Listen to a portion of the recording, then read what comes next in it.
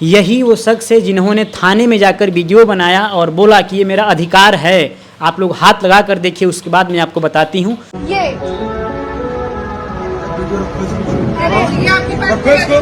अधिकार है, हाथ लगा के देखिए। उससे क्यों बात कर रहे हो? वीडियो बना इधर बात करो। वीडियो बना रही हो? क्यों नहीं वीडियो बनाओ? 48 आवर्स से ऊपर हो चुका, मेडिकल कराया। तुम बनाओ, बनाओ वीडियो। हाँ बनाओ, बनाओ। ये पुलिस वालों के थाने में जिस चेयर पे बैठ रही थी उस चेयर पे खून के धब्बे लग जा रहे थे। हाँ, तभी तो कह रही थी मुझे मेडिकल के लिए भेजो, ताकि रेप की पुष्टिकरण हो जाए कि हुआ है मेरे साथ, वजाइनल डिस्टर्बेंस आ जाए। गल्फ कंट्री मुस्लिमों की जो इनको वहाँ फेवर मिलता है वो चाह कर भी हमें नहीं मिल सकता। बहरीन के अंदर एक नहीं, मैं इतने सारे प्लेसेस आपको गिना सकती हूँ जहाँ पे ये मोनिका और इसका कोई एजेंट है पंजाबी, ये मिलकर लड़कियाँ सप्लाई करते हैं वहाँ पे कि हम तुमको वेटर का काम दिलवाएंगे, हम तुमको ब्यूटी पार्लर का काम दिलवाएंगे, और वहाँ ले जाकर उनको मुजरों में खड़ा कर देते हैं नाचने के लिए। अगर एक एक बात मेरी झूठ निकल जाएगी कल को ना, तो आप सबका सो जूता मेरे सर पर। सब याद है मुझे मेरे साथ क्या हुआ है, एक एक बात याद है मुझे जी। एक लड़की पे 1 लाख 2 लाख, जैसे कि मेरे मामले में एक लड़की है, मोनिका नाम है, चंडीगढ़ की निवासी है, मोनिका नाम है उसका। 1 लाख 1.5 लाख के चक्कर में उसने पता नहीं कितनी लड़कियां फंसवाई हैं।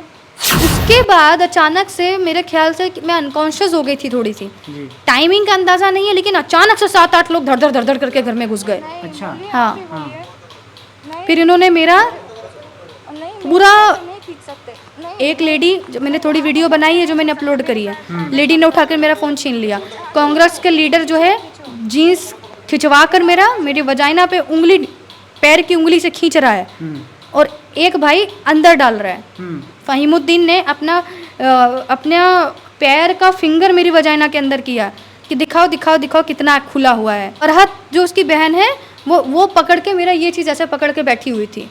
हाँ, और टी शर्ट उठा, और जो कांस्टेबल थी उसने उठाकर टी शर्ट उठा दिया, बोला अच्छे से वीडियो बनाओ इसकी, ये बहुत आवाज़ उठाएंगी, ये झांसी की रानी बनने आई हैं। जब ये सब हादसा मेरे साथ हुआ तो मैं कम से कम 2-3 घंटे बेहोश पड़ी रही। अच्छा।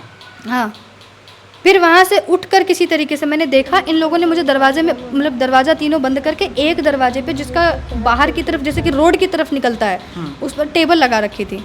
वो टेबल मैंने धीरे से खींचा है, बाहर बच्चे खेल रहे थे, उस एक बच्चे को बुलाया, मैंने कहा इधर आओ थोड़ा सा खोल दो बाबू। उस वैसे से जब खोल रहा है तो लोहे के दरवाजे में चढ़ की आवाज़ आती है जी। मैंने जल्दी से खोल दिया दरवाज़ा, लेकिन खोलते खोलते इसका भाई अशफाकुद्दीन, ये सब इसके लिए किया गया कि बस मुझे मुसलमान बनाया जा सके। आसानी से मान जाएंगे तो वो प्यार में लूट लेंगे, आप नहीं मानेंगी तो रेप करके लूट लेंगे।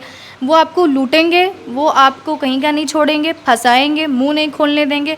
और मैं सबसे पहले ये बात बोलना चाहती हूँ कि ये जो मुस्लिम गैंग चल रहे हैं वहाँ पे, इन गैंगों में कुछ चंद पैसों के लिए कुछ हिंदुओं ने भी अपना ईमान बेच कर रखा हुआ है।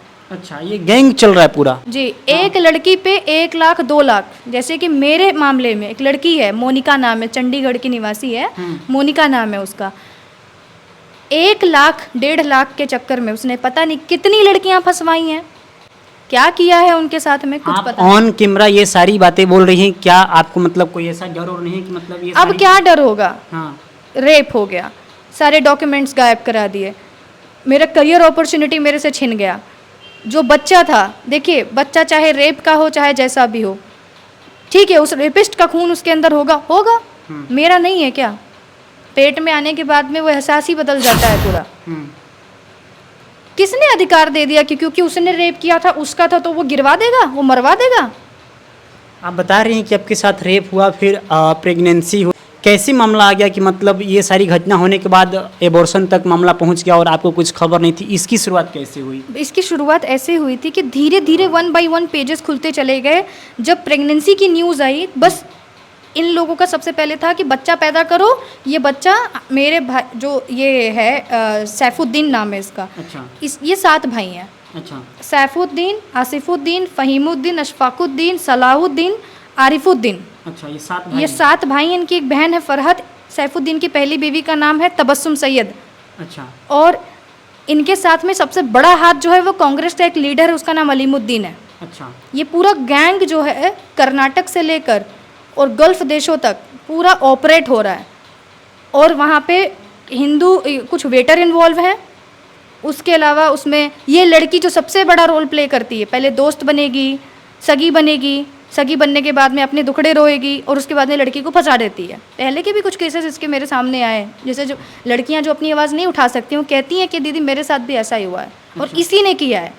जिनका आप नाम ले रही हैं सैफुद्दीन और मोनिका, सैफुद्दीन ने आपको रेप किया, अपने जाल में फंसाया, फिर आपके साथ ऐसी अनवांटेड चीज़ें की, उसके बाद से फिर एबॉर्शन तक का जो भी सब हुआ, आखिर कैसे आप इनके चंगुल में फंस गई थी, जरा मेरे दर्शकों को बताइए। ये हमारे ऑफिस में एज अ वीज़ा लेने के लिए एज कस्टमर आते थे। अच्छा। ठीक है, अब हमें जैसे कि अब मार्केटिंग की जॉब होती है तो हम बाहर तो बैठते हैं, जाते हैं, पेपर कलेक्ट करते हैं। अच्छा। ये सर जी जब देखो तब मेरे सामने यही बोलते रहते थे कि मेरी बीवी और मेरे बीच में जो शादी हुई है बहुत फोर्सफुल हुई है, अंकुरिता मैं बहुत परेशान हूँ, अंकुरिता मेरी पर्सनल लाइफ बिल्कुल डिस्ट्रॉय होती जा रही है, मेरी गर्लफ्रेंड मोनिका है वो दिन रात जो है मुझे टॉर्चर करती है, मुझसे पैसे मांगती है, ये करती है वो करती है, इन्होंने बहुत बताया जी।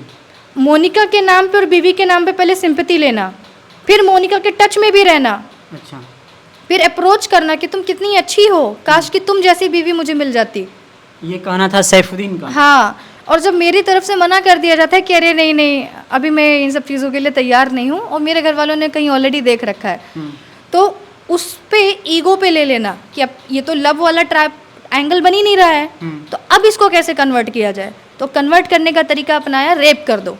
अच्छा। रेप तब तक करते रहो, ब्लैकमेल करते करते करते करते पहले ये फोटो वीडियो निकाल लेंगे, आपको कुछ खिला पिलाकर आपकी तो हालत ख़राब कर देंगे ये लोग, फिर उसके बाद में ये टोने टोटकेबाज भी एक नंबर के होते हैं, ऐसा दिमाग फिरा देते हैं कि आप डर के मारे समझ ही नहीं पाओगे कि करे तो करे क्या। अच्छा। हाँ, फिर उसके बाद में हालांकि मैं इन चीज़ों में मानती नहीं थी कि टोना टोटका ये जादू कुछ होता है, बट पता नहीं क्या ये करते हैं कि आप डर जाओगे। अच्छा। गल्फ कंट्री मुस्लिमों की जो इनको वहाँ फेवर मिलता है वो चाह कर भी हमें नहीं मिल सकता। आप मानिए इस बात को या इस बात को ना मानिए, आप बहुत पैसे वाले हो तो आप तो हर जगह पे सुपीरियर हो, लेकिन आप मिडिल क्लास हो तो आपको कोई नहीं पूछेगा वहाँ पे। अच्छा। और ये ऐसे ट्रैप फंसाते हैं ये लोग, इनका काम, इनका वीज़ा किसी और चीज़ का होता है और काम धंधा ये किसी और चीज़ का कर रहे होते हैं।